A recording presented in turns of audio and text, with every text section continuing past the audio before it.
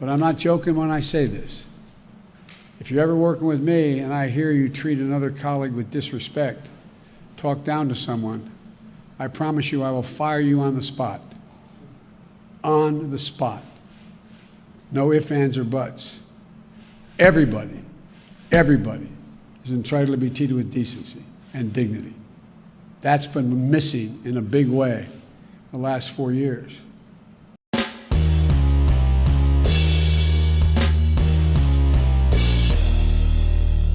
How's everybody doing? My name is Anthony Brian Logan, and today we got to talk about the drama surrounding the now former White House Deputy Press Secretary Tj Ducklow.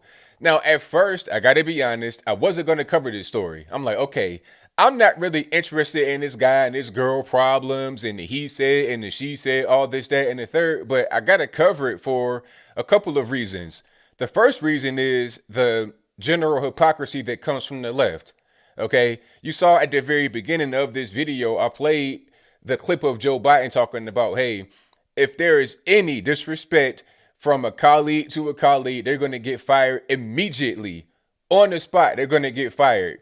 That did not happen here at all. Not even like he's not there anymore as a deputy press secretary, but what Joe Biden said did not happen at all, period.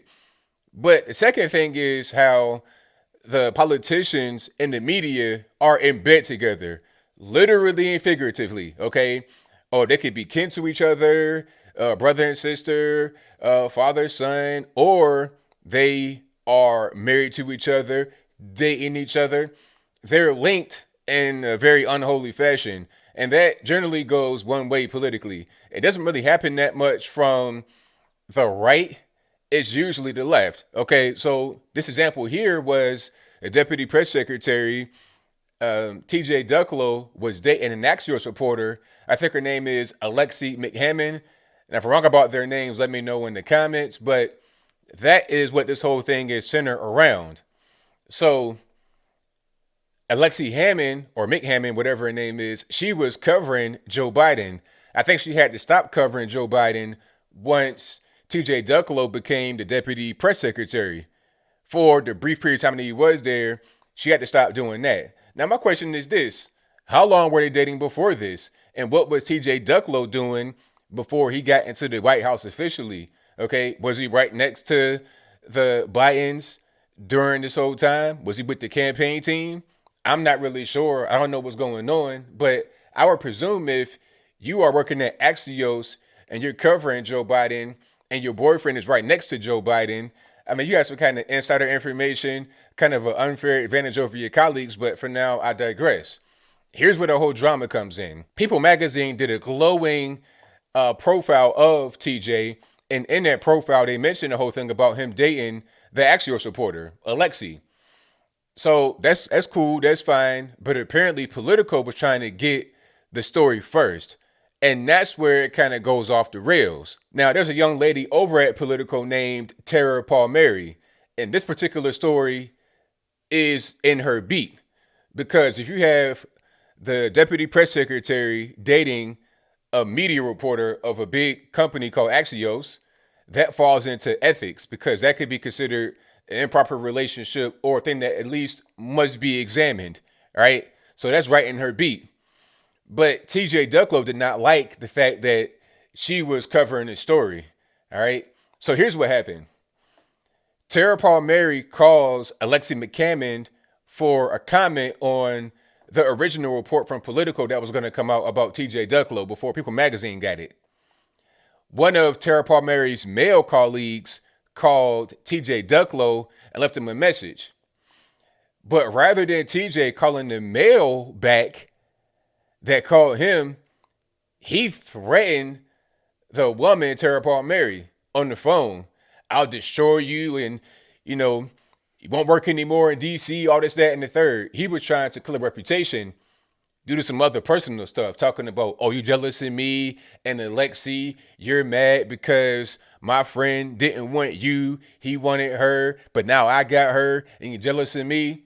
So that's what was going on. Now, this report was from a quote-unquote off-the-record phone call. I'll link to my source in the description box below. I found this story on Vanity Fair, but it's probably also on Politico, which is a little bit weird. Okay, you're supposed to be reporting the news, but now you news yourself. But I'll move on anyway.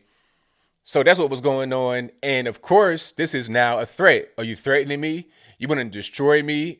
You want to kill my reputation in DC? Like, and also there's some sexist and misogynist stuff going on during this off the record phone call. So now we got to call the White House. So now you got Jen Psaki on it. You know, the whole circle back lady, the actual press secretary. You got her on it. You got, White House advisors and everybody else on the whole situation.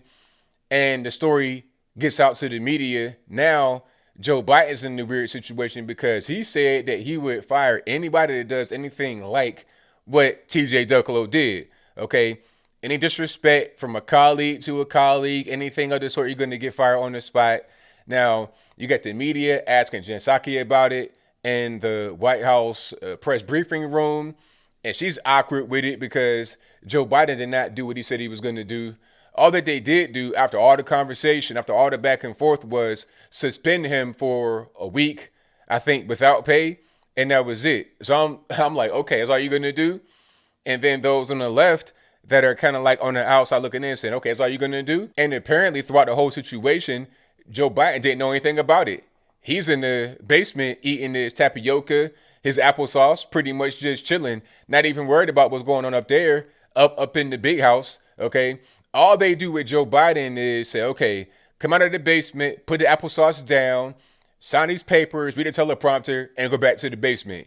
He's not going to be dealing with any kind of actual governing or personnel or anything of the sort, although he said that he would be, but I digress.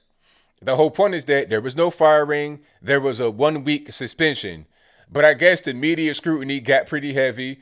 The cause of obvious hypocrisy, which is pretty much par for the course for the left, start to get louder and louder and louder. Now you got the feminist movements in it talking about, oh, how do you treat women this way, all this, that, and the third. So Tj Ducklow resigned. Now, of course, it probably was more of a go ahead and do that, forced resignation, but it wasn't this whole thing about we're going to fire you on the spot. That did not happen at all. It was only after intense media pressure, media scrutiny, that his resignation came about. If not for the media scrutiny from Fox, from even on the left, maybe CNN, MS13 DNC, if not for that, he would still be there. But I was told that it was the conservatives that were the misogynists, the racists, the sexists, and they were threatening people and, trying to harm reporters. That's what I was told. That's what I was told, but I don't see anything of the sort coming from the right like that. I don't see that kind of, hateful energy coming from the right. I see it coming from the left towards the left. This is generally how DC is, which is why Trump was talking about draining the swamp.